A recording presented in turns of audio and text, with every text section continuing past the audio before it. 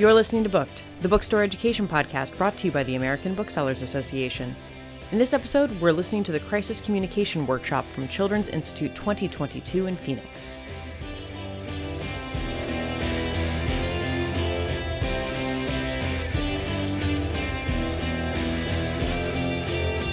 We're going to talk a little bit about the world of crises in the context we have, not just in the bookseller world, but the world in general.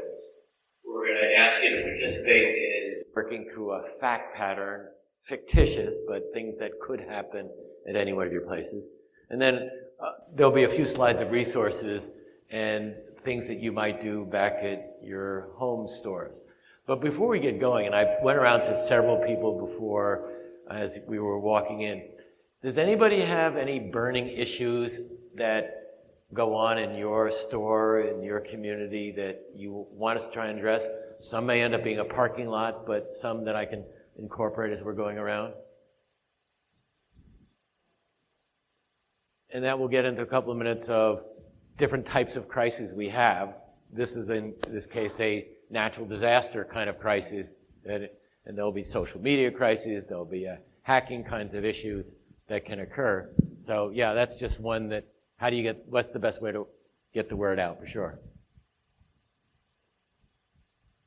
Anybody else? Yeah. Hi, we have large social media platforms, as I'm sure many people do, and I think when things go wrong in the world, it can often feel really tone deaf to respond to other things or make other content or put event posts up. And so I think finding the line of how to address things as booksellers, and stay in our lane, but also feel that we've adequately responded to situations that maybe aren't necessarily in our community, but affect people in the world that is connected. Yeah, so I'm going to talk a fair amount about how social media impacts all of us. My background is I was a reporter.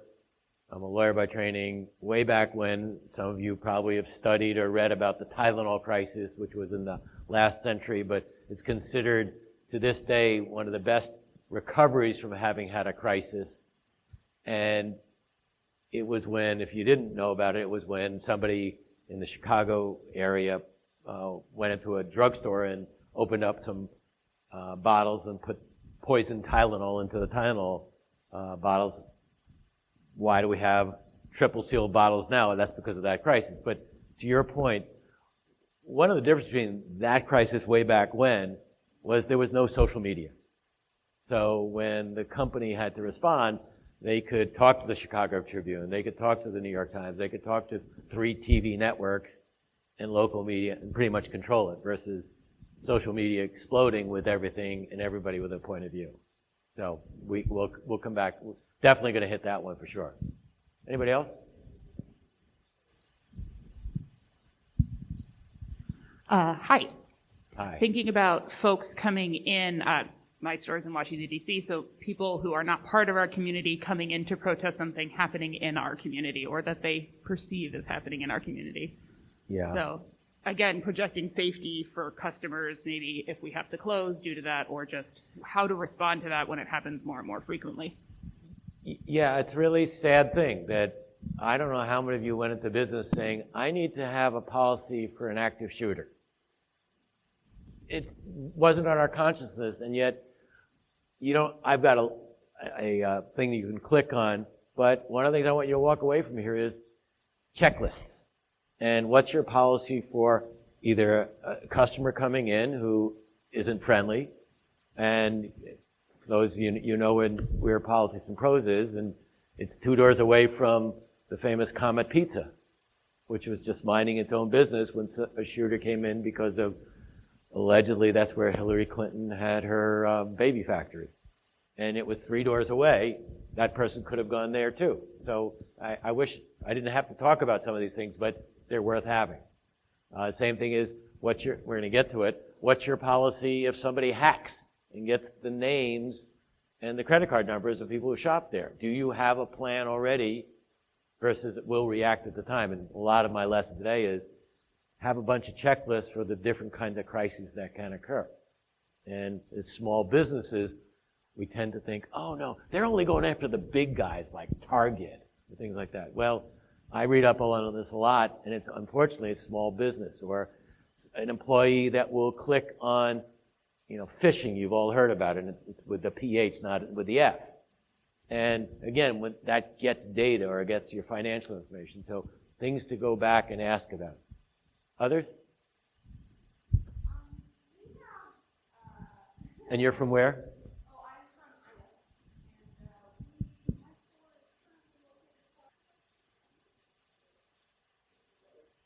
Yeah, and again, we're only as good as the last employee that was speaking at the counter or bookseller that's there. So how do you train people to not, I know it's a big fishing place, but not take the bait, so to speak? Others? And again, I've been working with the ABA over the last couple of years, I guess already, Allison. So I'm aware of some of the issues. And if things don't come up today or do come up, I can be found. I'm happy to answer some questions because this is important to all of you. Okay? So 2 words about, and there's the variety of different crises that my company has dealt with over the years. Traffic accidents, J&J was the Tylenol issue. Health Canada seems so long ago. There was another almost pandemic called SARS. And when that hit Canada, it just closed down the country for tourism for a certain period of time. It obviously wasn't as extensive as COVID, but that was an issue. We've got electric cars. So what I'm going to talk about today is sort of a distillation of some of the best practices you pick up over the years. And the reality is there are no 2 crises that are the same. You learn from each one, so hopefully everybody in here picks up something you can take back or learn from. Somebody asked earlier, what's the difference between a crisis and an emergency? Because again, if you work in a store, you own a store, you deal with emergencies all the time. A couple of people got sick, didn't show up. Okay, how do I work on that? There's a flood. Is that an emergency or a crisis? I don't know. But in general, in the broadest category, a crisis becomes one of those events where it gets known to a larger world. Whether it's through media, through social media, tends to be it. And you've got to operate in a different way than day to day. Emergencies would be something that's localized, maybe media attention, but it's only local. And in today's world of social media, anything and everything can go global very quickly. So it's a general definition. You can go look it up in Wikipedia, but we're going to focus more on those kind of game-changing events today that are crisis in nature.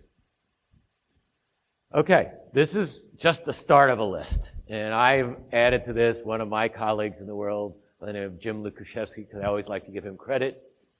And he had a list of 6, and maybe 8 or 10 years ago, cyber was barely number 6. And nowadays, it's probably the most critical crisis that any business organization can deal with.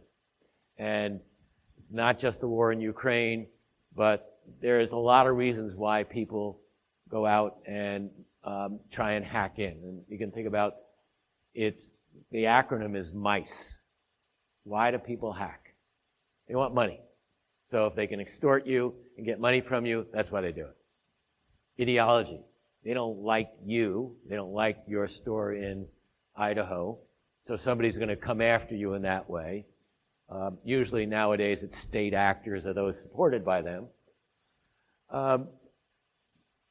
Country. So states sponsor hacking now. And probably not in the bookstore world. Could be a publisher. And the ego. We all hear about the high school kids that just have nothing better to do than, let me see if I can get hack into that business. And so that's the leading crisis issue these days. Internal system infrastructure failure. That wouldn't necessarily be a hacking, but if your computer system goes down or there's an outage because of a storm and somehow it burns your server, that could be a crisis for you. People make mistakes. And by the way, crises often are a combination of one or more.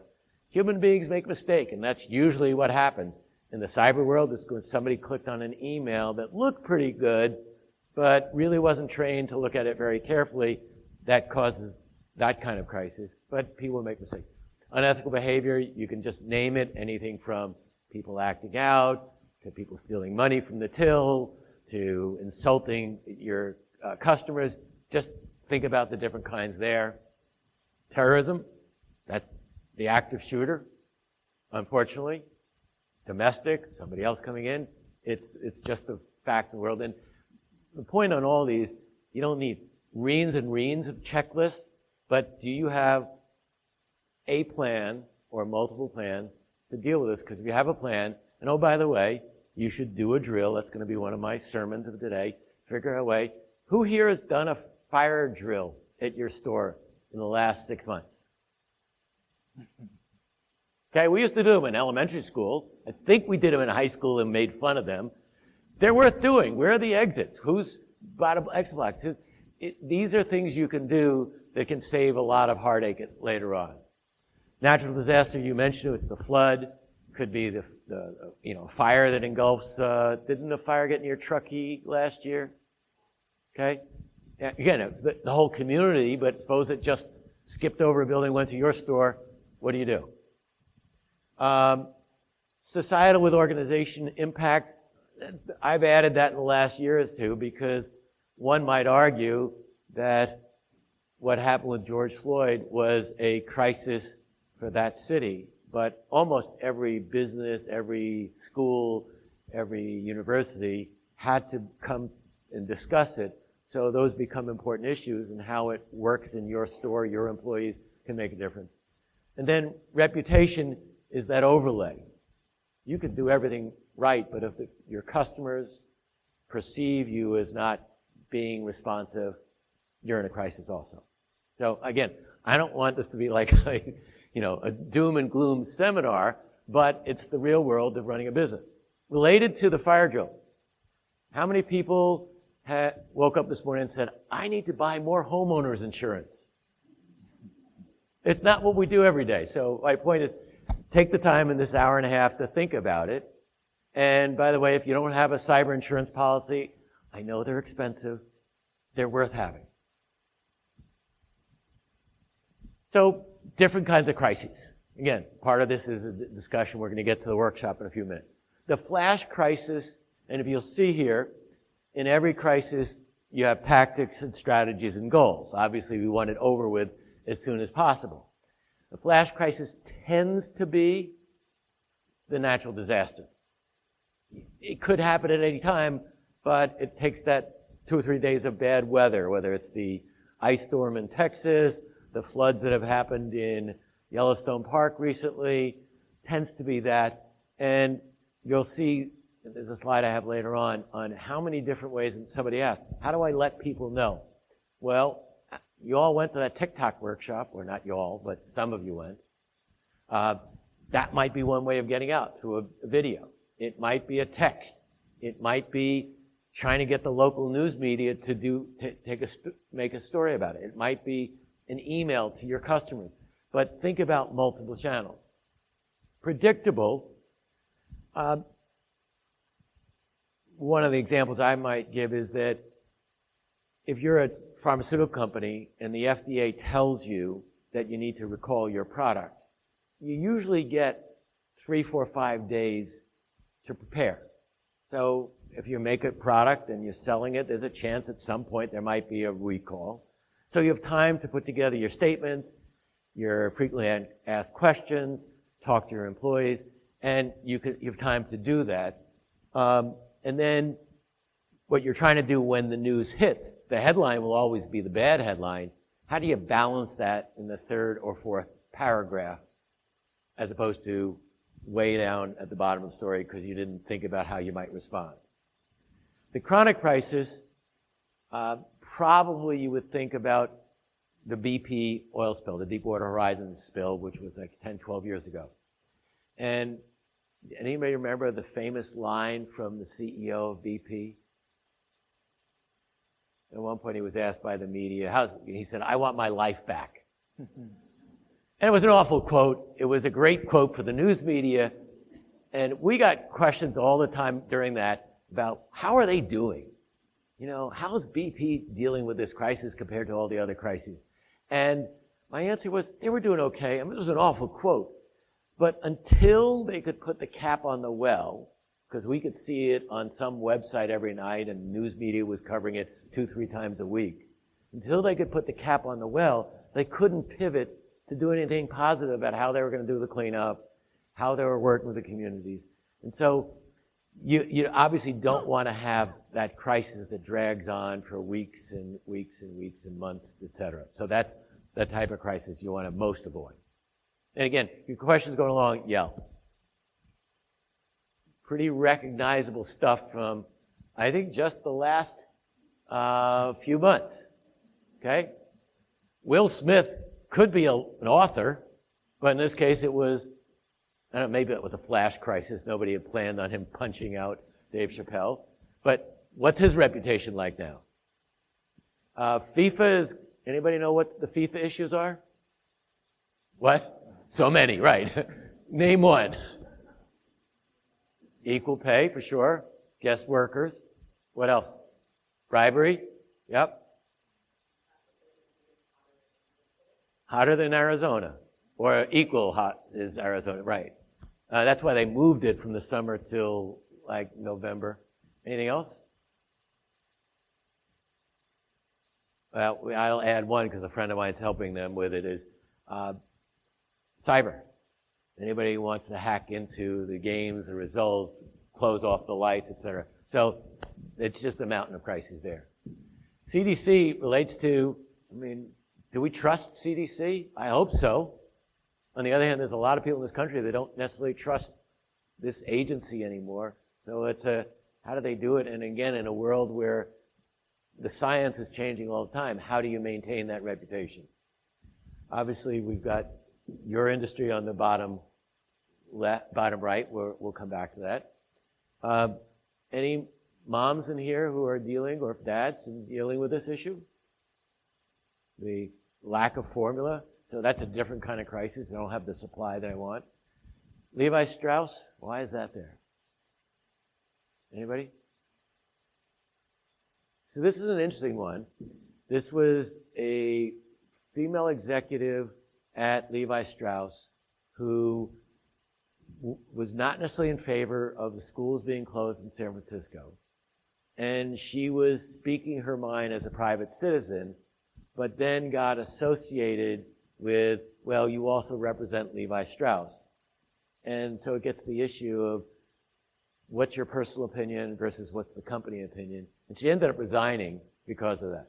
So just different kinds of crises that have happened throughout the world in the last several months. And I'm sure some of you could add others to that.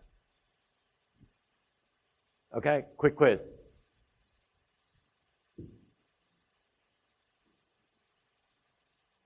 What? Alaska, which was Valdez, right? Anybody else? The Gulf? That's pretty good, about half right. The Gulf of Mexico, BP, Deepwater Horizon, was the largest oil spill in global history. You'll see on the next slide, though, the Alaska Valdez, we're working on our timing. Thanks, Ray. Bottom left, an actual amount of oil was not that much.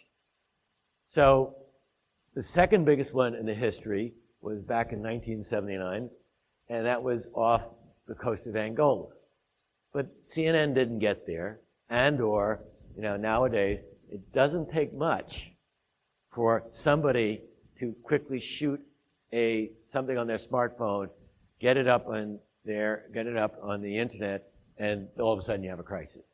So what was interesting about the Valdez crisis, it was the first one that got into our consciousness about what was going on in there, and we saw the pictures of the seals, the birds that were covered in oil, so it stuck, but the actual amount wasn't much. So it's not always the facts, it's the perception of them.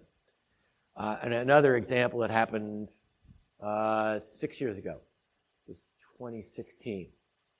There was a factory in Indiana, and they were closing, and they were going to ship a lot of the jobs to Mexico. It was not the first one that had ever happened, but It was for Carrier air conditioning. And an employee, not a news media person, happened to have their smartphone on in the staff meeting where it was announced. That person posted, and then there was a candidate by the name of Trump that took that and made that company the poster child for shipping jobs other places. So I think one of the things you have to be mindful, even in staff meetings or when you have community meetings, if some of your stores have people coming in, you can't prevent people from having these things on, but just know that's how information gets out pretty quickly. You don't need a lot of news media these days. One of my favorite pictures. That's the Vatican, and those are not votive candles, for those of you that know what those are. That's just the world we live in. So anybody and everybody is a citizen journalist and can let people know. Do they know what they're actually seeing? Do they have any perspective? They don't heard of it? No, but that is the world we live in.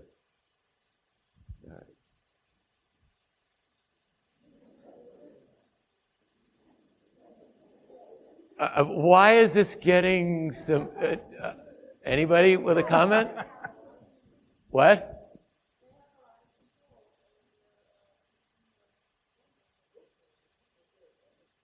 And listen, and this is a free world, people are allowed to post and stuff like that. It's why I always encourage people to monitor your social media pages. There was I didn't put this case study up, but several years ago, it was a painkiller, company that sells a painkiller, OTC product, had an ad that they put up, and they thought it was a good ad. They probably tested it with focus groups, but it offended a few people. Next thing you know, mommy bloggers put their points of view up. Then who was reading the mommy bloggers? Regular news media. Next thing you know, it became a story in Ad Week. Then because of Ad Week, it could have been like Publishers Weekly. Then it was the New York Times picked up the story. The next thing you know, the company had to do a public apology. Did they do anything wrong? Maybe. Was it a bad ad? Maybe. But it offended some people, and that opinion because of the world we live in, which I think for the most part, I would argue social media is a good thing, but in this case, for this company, it wasn't. So just be aware that people, and then what are you doing? Question to monitor. Question is, when do you respond, if at all? How do you respond? What do you do? I mean, I'm not with definitive answers, but just be aware of that. Okay. This is like, hopefully you can read that in the back, but I'll read them out. And there's going to be a two-part sort of quiz. And it's not that visible, but these are incidents that could happen, perhaps not all to a bookstore, but mostly about bookstores. And how would you rank that as anything you have to be concerned about, minor concern, moderate concern, or serious concern? So a customer calls your store complaining she got sick from eating food at your cafe. Somebody took the call at your store. What do you think? What? Could be serious, but it could happen. Okay? Anybody else? Yeah, I mean, they're entitled to do that. And whether it's your store, whether it's a food company, they can do that. Could be serious. You have to at least, hopefully somebody tells you that. A lot of times we get called in because nobody told somebody that, oh, we got this call or this happened, and they tried to fix it themselves. A car accident occurs in the parking lot at your store. No one's hurt. Might not be your responsibility either, because the landlord of your facility might be that, but if it's outside your store, somebody might say something. Probably not a big deal. Health department does a spot inspection of your cafe.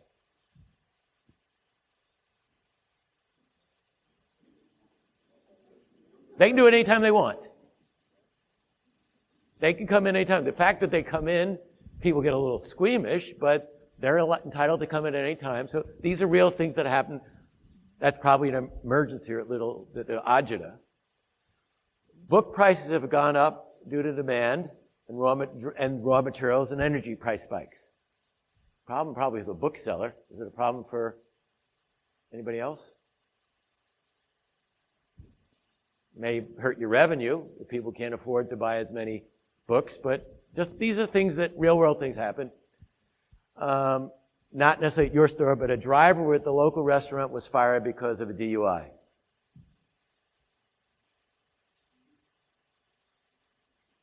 Yeah, things happen again. I'm going to change a factor in all these in a second, and you're going to see what happens. Incorrect book with the same title sent for promotion to bookstores. Allison, I won't ask you about that. Okay? Never happens. Okay, Ray next. Okay, we're changing just a little bit tonight. The customer calls your store. She got sick from eating food at the cafe. She posts on her company blog. As I go through each one of these, it doesn't take much to take a little incident and all of a sudden become something you have to watch out for. And company blogs, everybody reads that. You know, my alumni magazine, everybody does it the same way. They look at the back and see who died from their class. Then they look at the next list of who did something in their class, and then maybe they read the rest of the magazine. But people read them fairly carefully. The car accident video was posted on a local listserv. All of a sudden, the risk factor goes up just by adding one or two other things to it. The health inspection posted results on the agency website. Could be you got a pass, but know that this information becomes public, and some people scour around all sorts of places to try and find stuff. The book raw material prices increased. If Bloomberg called you or your store, and you know, one of my favorite radio programs is the one on NPR, the business one, Marketplace. And Kai Ryssdal calls people all over the country to get their retailer point of view. So you could be the one called, and all of a sudden your store has more information. The driver DUI, if Mothers Against Drunk Driving decides to comment on it, all of a sudden that establishment's now in the public eye. And then that incorrect book with the same title sent in promotion, when the author has 1 million social media followers, all of a sudden it becomes more of an issue. So again, it doesn't take much in our world for things to grow a little bit more. Okay. Know where you are in a crisis. We tend to think that the booksellers are the good guys, or the good women. But in some of your cases, if the folks in your town in Idaho come after you, they're going to make you the evil, fill in the blank of whatever else they might call you. If you dissed a customer and somebody went on social media to say that it was unintentional, it was a perceived thing, all of a sudden you can be. So there's the bad guys, the bad people. Victims are those that were harmed by it. Vindicators tend to be 2 or 3 other groups. It could be a reporter. It could be a legislator. It could be a regulator in your town or your city. And hopefully never for any of you, it could be a class action lawyer. They all kind of feed on each other, share information, because they all think they're going to win for one of their clients or causes. And then we added over the last year, I apologize if it bothers anybody, the village idiot. That's the internet, social media world. So that's why we went from 3 to 4. Again, know what bucket you're going to be in. Here's the other problem you feel. Anybody ever heard the term golden hour? How do you know it? Either one of you.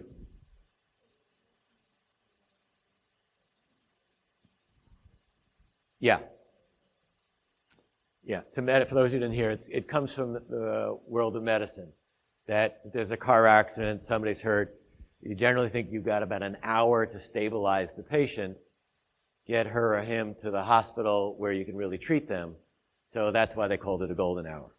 But I think, again, in the world of social media, it's been shrunk to about 15 minutes. And unfortunately, when something bad happens, you're almost always reacting. Pretty hard to get ahead of it. Flood's going to come? Well, maybe we can plan a little bit, put the sandbags up, but it's pretty hard to get ahead of these things but just know you don't have a super amount of time. And of the owners in here, of the things that have gone wrong, how many will happen about 10 minutes after you left the store? Or a Saturday, or something like that. So again, just be aware of it. Societal crises have come in, and then cancel culture. It's pretty hard to do anything these days because, again, the social media world jumps on you before you have a chance to explain. So just be aware of these factors going on. Long list.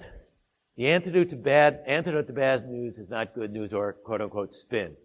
Chinese character over there is the Chinese character for crisis, and it's got two parts to it. One is danger, and the other is opportunity. So again, when we are in the middle of a crisis, it's pretty enervating, all the adrenaline's going, but sometime you have to think of what's going to be over. What am I going to do to at least make sure my reputation is where it was to start, or can I do anything to improve our reputation as a result? So here's a bunch of stuff you need to do. Relationships. Who do you know in the community? Who do you know in elected officials? It's harder and harder because there are fewer and fewer reporters, but do you know the local media? Because what happens when bad news occurs, the headline's pretty much going to be the same. I think I mentioned already. What you're playing for is the third or fourth paragraph in that article, so you're getting a little bit more balance. Care and concern. Now, any of you who ever had lawyers get in the way of you, have you had lawyers work with you in the event of an emergency? Lawyers are very often going to try and tell you, don't say much. This could be a lawsuit, so therefore the less we say, then you're not going to have to handle a lot of questions at a deposition or investigation. That's true. But you're never going to get in trouble if you say, we're sorry that person got hurt. We're sorry about this. You don't want to say much more than that. And there's a principle I remember learning at law school. If somebody was in my house and they fell over the banister and I then fixed the banister, that doesn't mean that I was responsible for having a weak banister, because we want to encourage people to fix stuff. So just care and concern is really important to do. We spend a whole hour and a half on how to craft an appropriate apology when you need to. It's a whole art in itself, but it's important. Crafted message platform, and I'm not sure I have it on here, probably on a later slide. That also means having templates. So when I deal with clients that know that they're likely, some of you may have heard this phrase, there are only two kinds of business in this country: those that have been hacked and know it, and those that have been hacked and don't know it. We're all going to get it at some point, like COVID. But you can have templates that are ready to go. At such and such time, this occurred, fill in the blank. Here's what we're doing about it. And you can have 70 to 80%. And in the resources, you're going to see some templates. You just want to have them on your computer, and obviously a backup, so that you can work faster when something happens. Who's the spokesperson? Is it the owner? Is it another bookseller? Is it somebody in the community? So who's the right person, and who's your backup? Because some of us take vacations. So who's there in the event something happens? And then this is a line that I borrowed from somebody else. It's not a question of bad versus good. It's keeping bad from getting worse. So why do you want to do it? It shortens the news cycle if there is one. It's reassuring your customers and any other stakeholders. And if there's going to be costs involved, that's why we do all these different steps. Questions? Well, I'm going to keep going, because then I'm going to make you go to work. Okay. One of my favorite slides. And I borrowed it from a man who worked at Marriott Corporation. And it was a much simpler slide at one point. But they had a hotel next to the World Trade Center. And after 9/11 occurred, obviously the towers came down. The Marriott Hotel was also collateral damage. None of the guests who were staying in the hotel died in the hotel. I think probably a few died, unfortunately, in the towers. They lost a couple of employees. That day, the company never did a press conference. They never did a live Q&A with the news media. The news media wanted it. At the time, 21 years ago, Bill Marriott used his blog to communicate to the larger world. Now, probably it would be a tweet. So when you look around all the different tools we have, TikTok, I don't have TikTok up there yet, no. But do I want to put an announcement up on our website? Maybe, maybe not. Do I want, somebody asked about the flood. Do I want to tweet to somebody? Do I want to use our Facebook page? Figure out what the right tools are. An example that occurred a few years ago, the New York Times did an expose on some business practices at Walmart. Sunday paper, the most heavily read paper of the week. And it was probably 2,500 words. And what typically happens, if any of you were reporters, you're doing the story, you call Walmart up about it the 23rd out of 24th hour and say, here's all the stuff I know about you, would you like to comment? So you get one comment in the article, maybe two.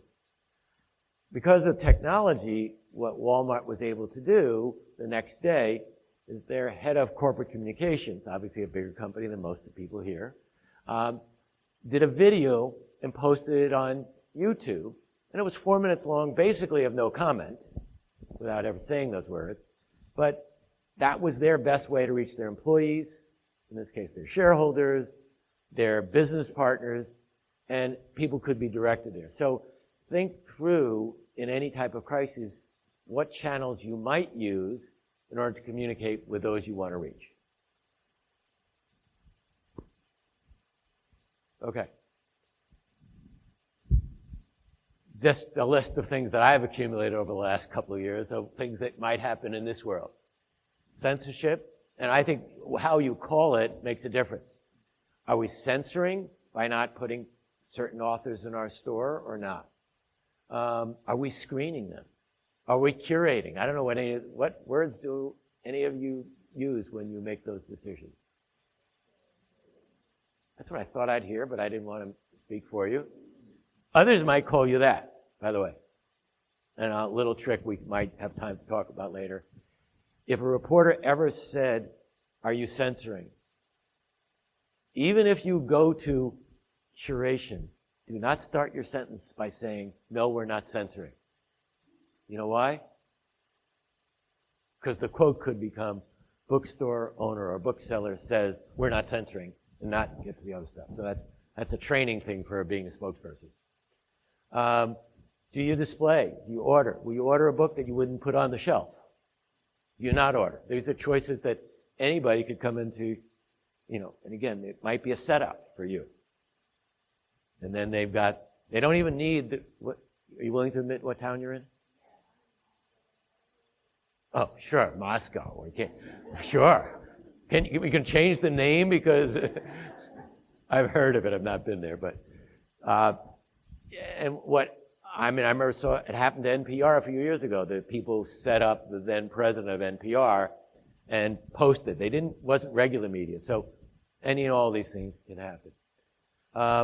Would a publisher who was upset that you didn't carry their book do something to try and raise a ruckus? And again, would they want to pick a bookstore in a major, excuse me? I thought I heard. Would they want to pick a bookstore in a big city? Maybe. But listen, you don't need a big city to do this. Do it any place and just get some attention. Cultural issues, and then you can see all these things. So you're not immune from possible issues. Did I miss anything? I heard somebody in the back talk about stressed out staff. I'm not sure that's a crisis versus an operations issue we have today, but it's an industry issue. So, add to it if you go ahead. Yeah.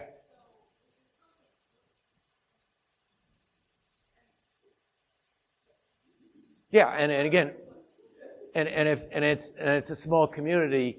It may not be national news, but it's news in your community, and people spread and talk about it for sure.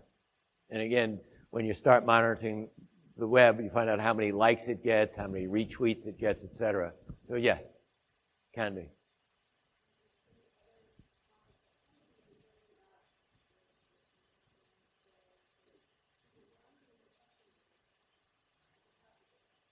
Yeah, everybody thinks that they can tell you how to run your business. And again, it's a choice to stand for, to take a stand, be public in it. Some of you are willing to take the risk, whether it's a business risk or a reputation risk, or maybe you don't care about those others, but it can blow up. I'm just letting you know to manage some of those points. And then again, I just tried to put together, having worked a bit with the ABA, not all of their issues are the same as your issues. And again, this may only be a partial list. So just trying to put some ideas out there. Again, we all know what happened there. Okay? And this is just some of the places. What I found was interesting is I put this slide together, and I'm going to pick on, is anybody here from PNP? No, politics and prose. Okay, but yes? No, okay. But they had a couple of issues, in particular when it was announced that employees wanted to unionize. The Washington Post covered it. What I found was more interesting was over here, my local listserv. And it was pretty volatile. And Northwest DC is a pretty well-read community, and people weren't necessarily informed of the facts, but it was all over the place, and whether I don't know if anybody said, I'm never going to shop there again. But it wasn't just the traditional Washington Post story that got people up in arms and wanted to comment on. So just, Ben Shapiro is a conservative radio host if you don't follow him. And again, Regnery Publishing, some of you may or may not carry their books. But just FYI, where does the ABA show up? Okay? And this is just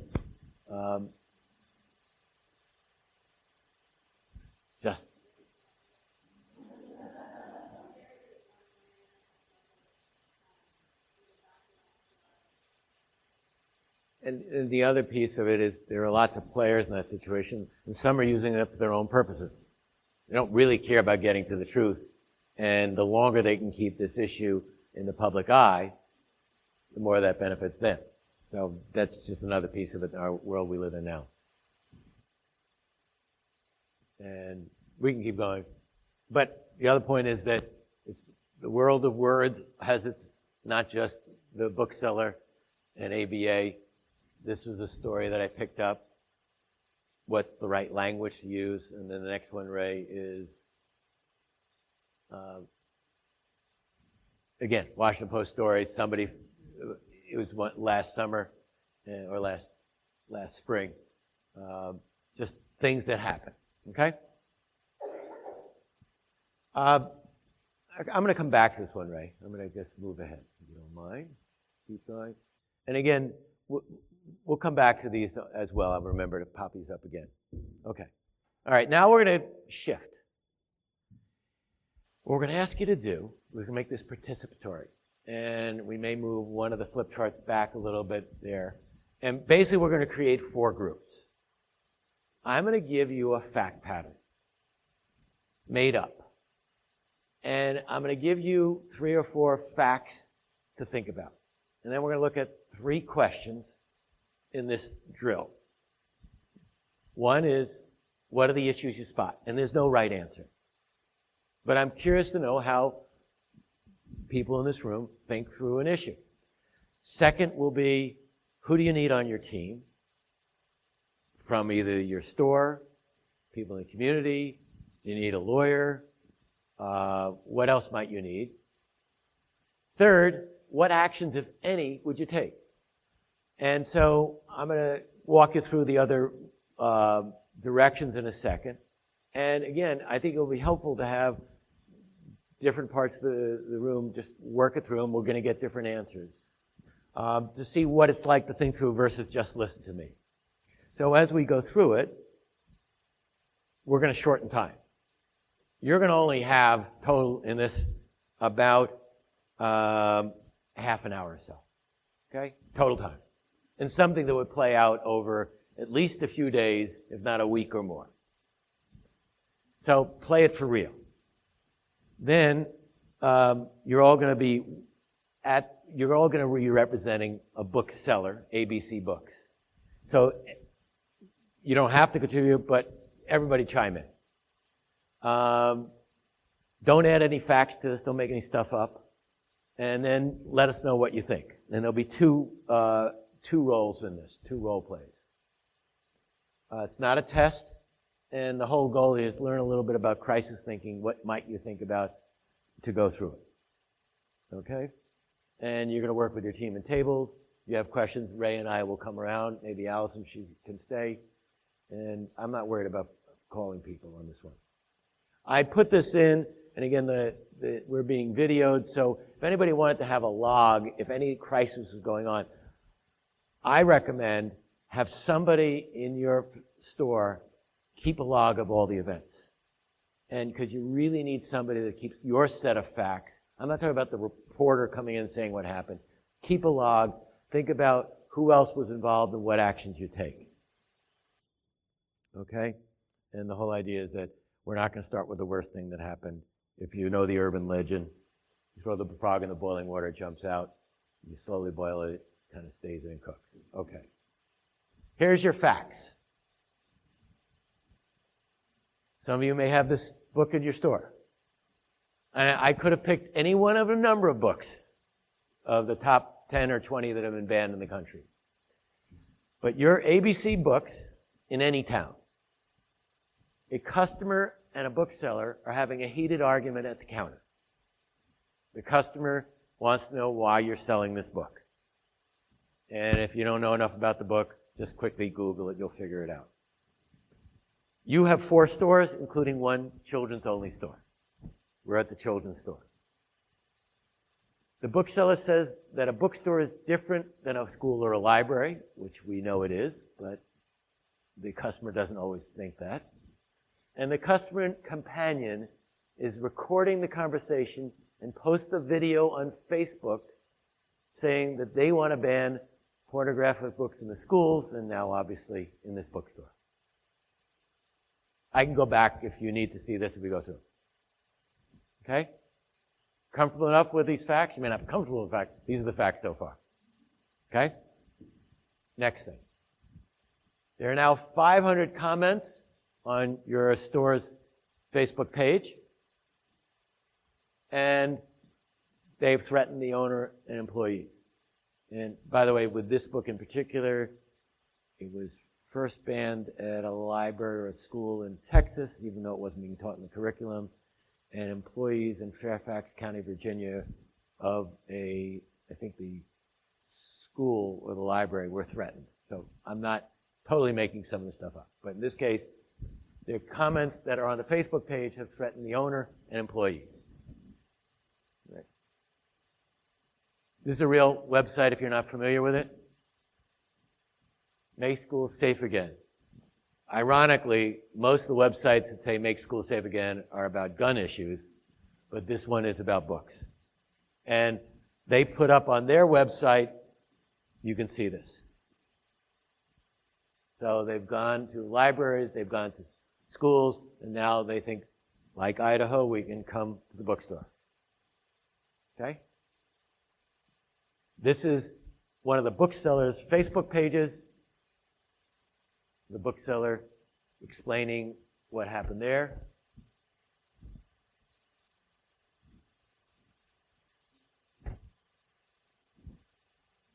Issues getting mixed.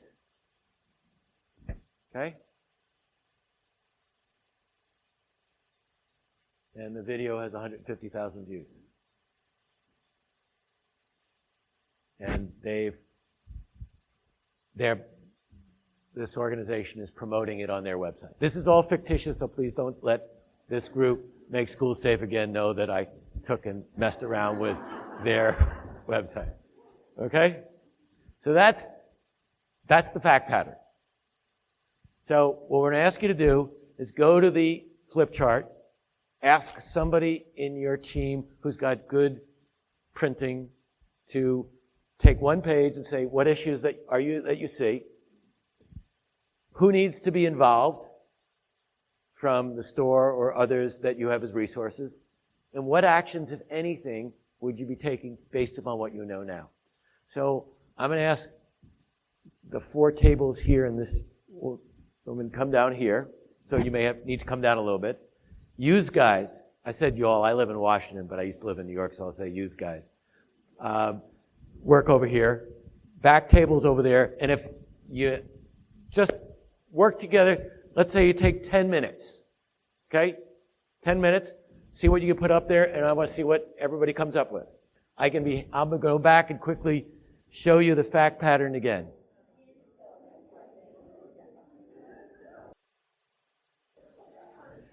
If you can finish up in about 2 more minutes, because there's another round.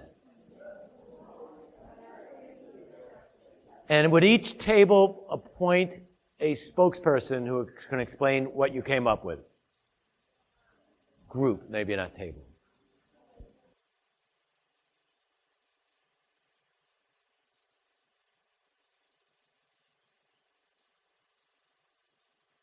Hey folks, we're going to ask you to stop at the moment. Again, you're not going to solve this one, and this is just an idea, just a way to get you starting to think about these kind of issues. So Courtney's going to start over at table Q.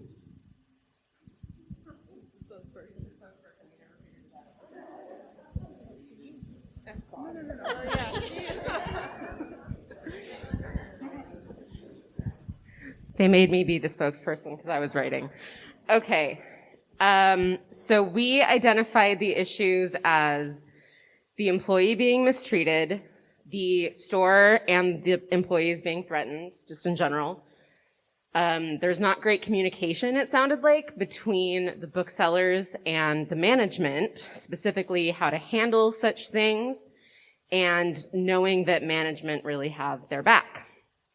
And then the last issue was the difference between private businesses and public businesses, like a private bookstore versus a public school or library.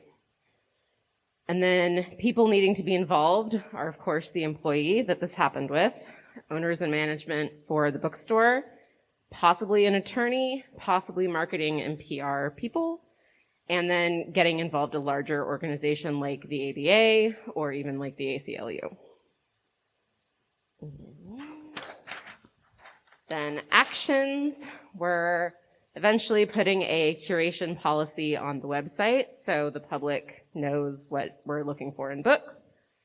Beginning. Can you do that in the first day or so? No. Yeah, so some of this stuff takes time. Yeah.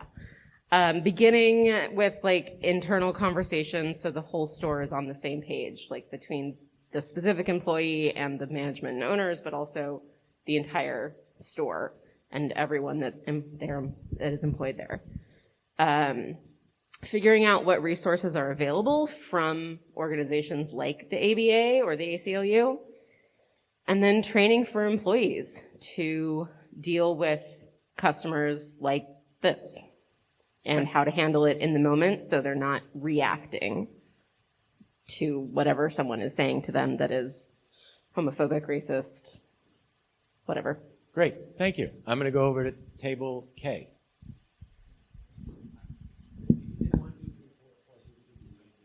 Oh, okay. I was going to say table A because I'm Allie. That feels close enough.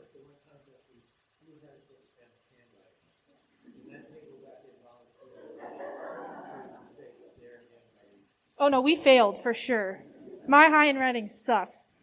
All right, so issues start off.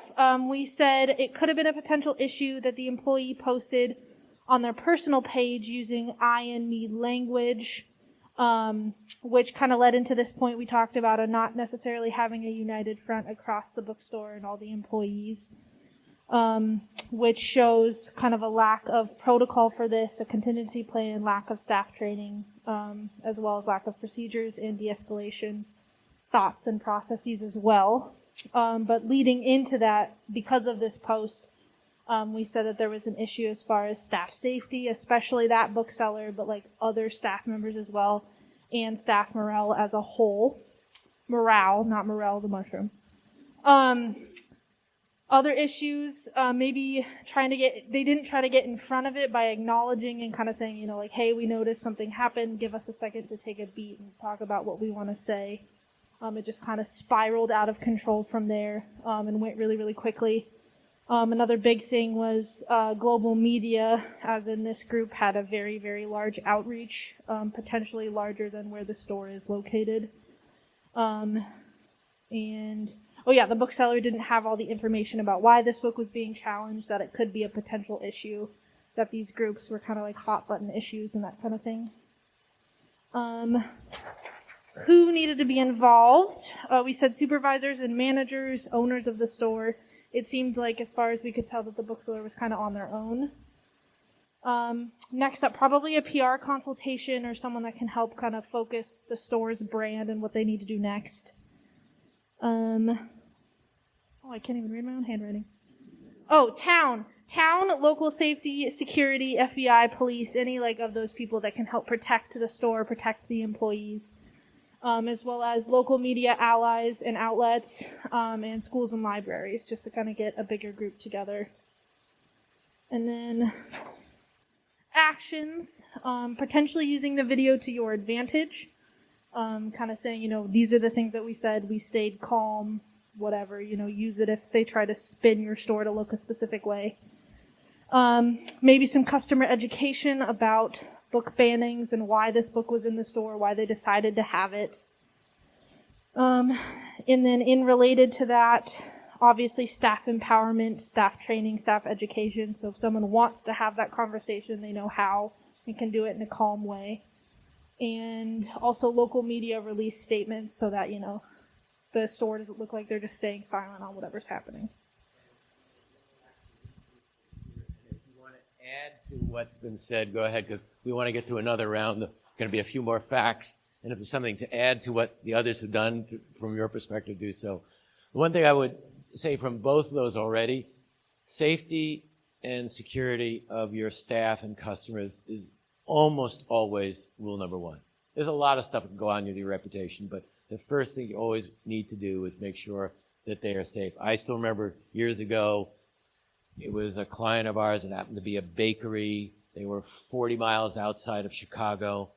There was unfortunately a lover's quarrel and somebody got shot in the parking lot. That was the bad news. The good news for reputation was that it was 4 o'clock on a Friday afternoon, 40 miles outside of Chicago, so media couldn't cover it very much. But what the supervisors did is said, we're closing. And I don't care if we don't deliver a loaf of bread tomorrow to any customers. We have to make sure that we're safe and secure. So I'd almost always recommend that first, then you figure out what else you need to do. So who here?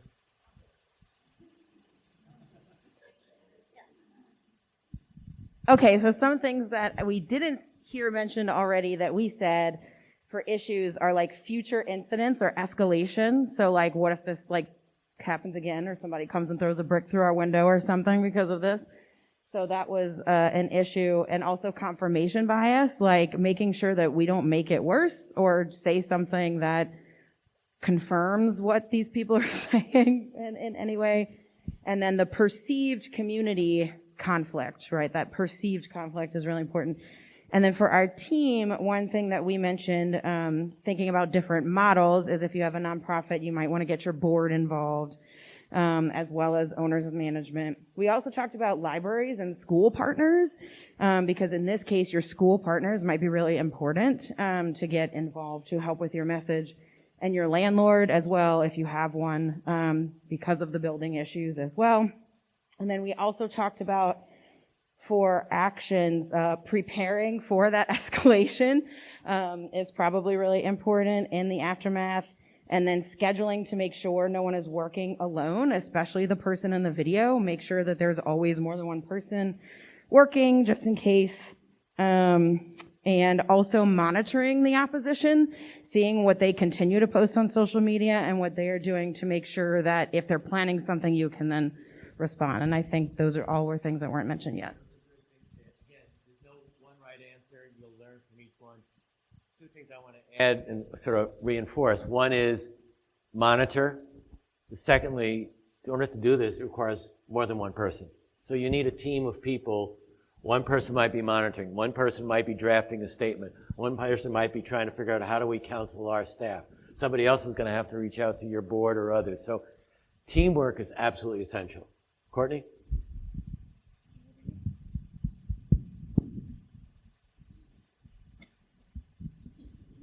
For our issues that were different from everyone else's, it seemed as though everybody else had responded before the store did, so everyone else was ahead of it, and that the owner may be at odds with the employee's statement about what happened, so there may be some conflict there that has to be worked through. Who to get involved? Those were all said.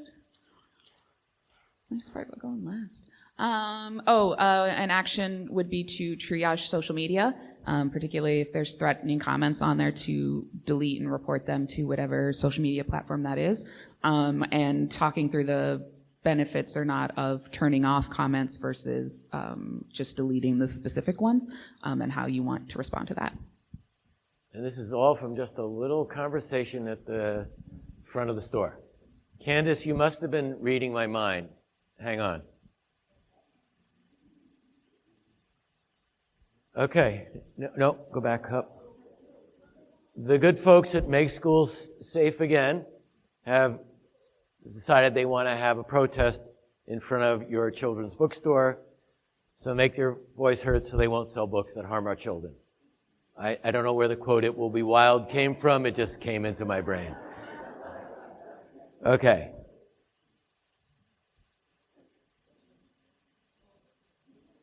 Candace, did you have this written in?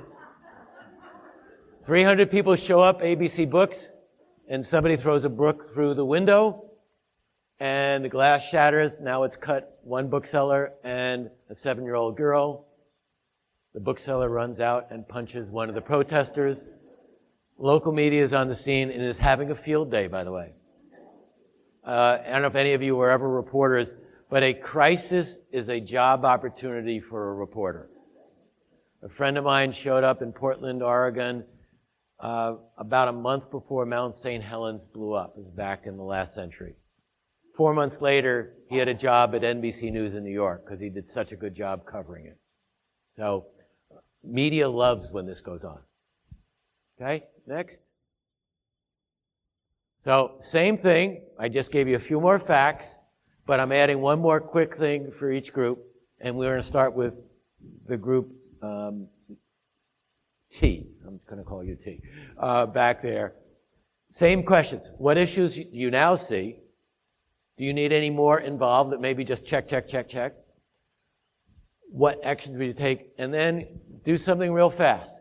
What would you say if you're either the owner or the designated spokesperson when the media asks you for a comment after what you've just seen and the brick being thrown through the window? You know that at least somebody's been hurt and there's been a little bit of a fight in front of the store. What would you say if you had to do a quick media interview? And you've got 5 more minutes.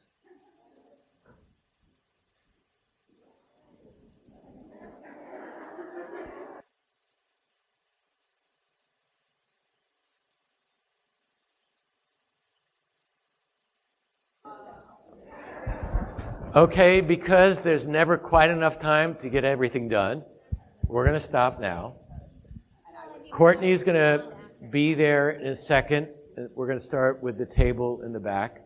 And we're going to back up in a few minutes, assuming we have time to talk about the issues in this fact pattern, who needs to be involved, what action we take. But we'll see how quickly you could come up with an appropriate media statement. And assume that in front of the bookstore, the media is there. And you might or might not decide that you needed to go live on camera because they're going to be reporting live. So the report would probably start like, we were in front of ABC Books.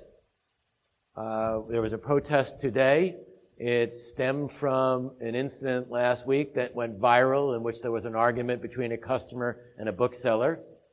We know, and we are showing you a picture now of the broken glass window. And we also know there was an altercation in which an employee of the store came out and punched a protester. And now we have an interview with one of the representatives of ABC Books. Over to you. Stand up, please. Oh, yeah. So I think that if we were to open this, we would open with thanking our community and our support. We've been a part of this community for XX years. We are so grateful to everybody who supports our store. We are heartbroken by the injuries that happened on our premises today. This situation has obviously been escalated. Am I doing this as a statement or saying like... You're being interviewed. Oh, great. As a bookstore, our role in our community is to ensure that we are providing titles that stand true to our values. And that means titles that widen our worldviews, are anti-racist in nature, XX and X. And we are going to continue having this conversation. And we are, depending on what actions you take, if you shut down for a day, et cetera. And we look forward to continuing having the conversations with our community that we have had up until this point. Stop. Okay. I'm stopping you because, one, we're going to run out of time, but two, you said enough. Yeah. There's a tendency to want to solve everything at one time and be helpful because you're nice people. So say enough for that level. Now, later in the day, when you've got time to consider, you might put something more up on the website. You might put a statement out. You might send a letter out to employees. But if it's immediate media, which this could be, that was probably enough. Okay? Over here.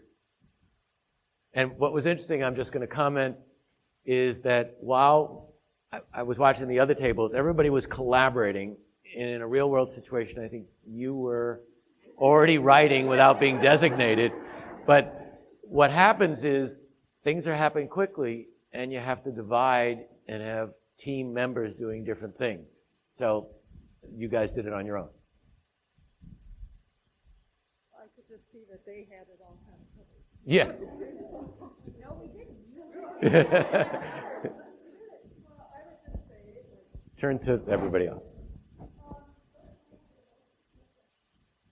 Good. Thank you.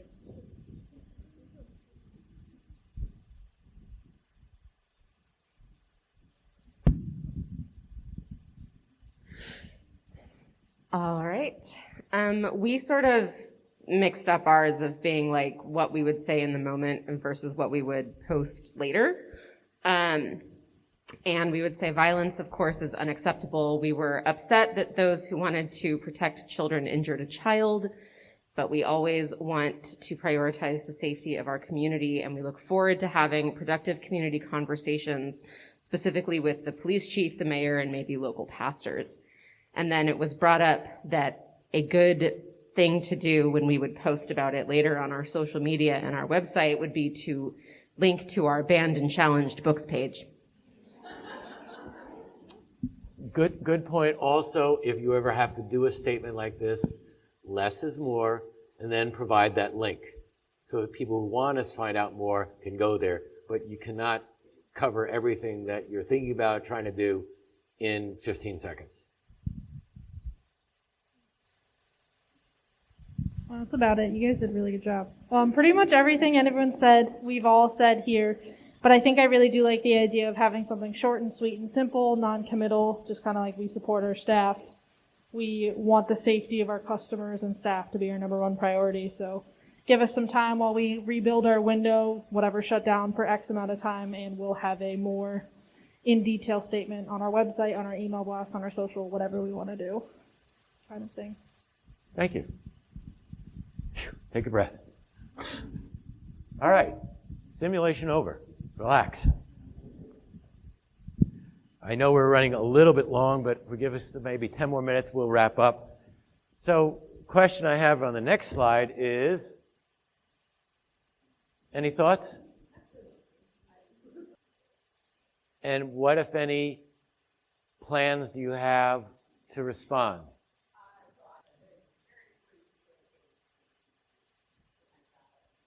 So to you, this is realistic. Anybody else?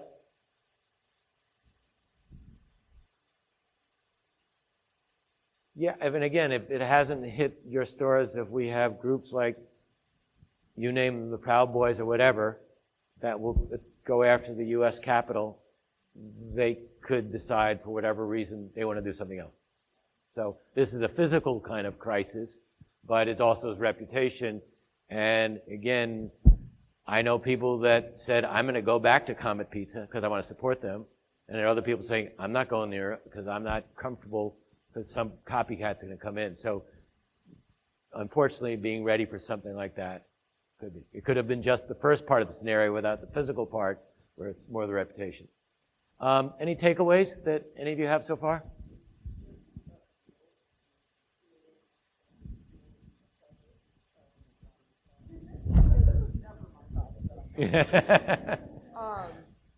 I was saying I was really, I'm really going to take away this idea of like drilling things into folks and having established protocols for things and doing the kind of like working through an issue maybe before it takes place and having some protocols in place, just a small system. We talk about that all the time at our store, building better systems so we can do the job of book selling well. And just not having this be a big stressor on someone's mind because we know, oh, there was an incident. We have X, Y, Z steps to take to manage that incident. And it comes back to the classic fire drills, which I ask nobody's done at their physical place in a while. And it's more effort to try and get ready, but I would say go back and think about what aspects of what we've gone through in the last hour and a half apply to your facilities and what you need to do to think it through. And then go, again, Ray, if you email Ray, he can get you the list of the resources of what you can look at, and there's a lot of free stuff to pull down that just gives you ability to make better checklists. Anybody ever carry the book Checklist Manifesto, Atul Gawande's book? It's a fabulous book for a lot of reasons, mostly about healthcare, but they documented that when in the operating room, if they used more checklists, they had fewer readmissions, fewer infections, fewer fatalities. So if it works in the operating room where there's a ton of egos at play, but they step-by-step follow it, having more checklists to follow will make some sense. Any other thoughts about what your takeaways are from this? I'm going to be around, so I'm happy to answer questions on any specific things. I'm just trying to think what else we wanted to cover. Famous line from Warren Buffett. It takes 20 years to build a reputation and only 5 minutes to tear it down. So that's, who knows, this, whatever I put together, Ray and I put together for you, isn't necessarily what's going to happen in your store, but think about what could happen. Again, the whole idea of this session is to get your minds thinking about how do we prepare, how do we protect our reputation.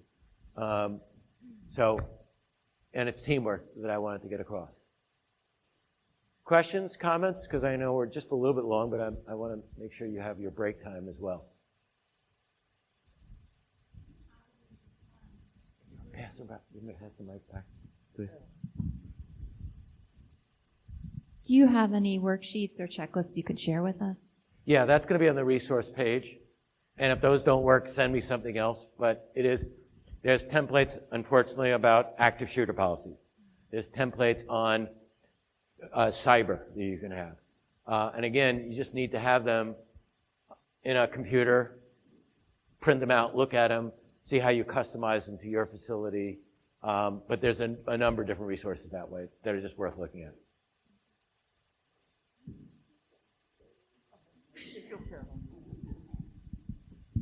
Any other questions, comments? Well, I want to thank you for playing. Hopefully some of the upfront gives you the perspective of, unfortunately, we do live in this world where there are all these different kind of things that can happen. And you run bookstores where you let the public come in and any and all things can happen, and you may be very strong advocates for what you believe, but this is the marketplace we live in as well. And so to be aware of this, ABA, some of the bookstores already have had their issues. Go back, think about how you can work with your teams, and it's all about preparation. So I'm going to be around this afternoon and this evening and tomorrow morning, so anybody has any specific questions, happy to help out. Ray knows where to find me in the case you need an outside advisor, but think about how you apply this back at home. Okay?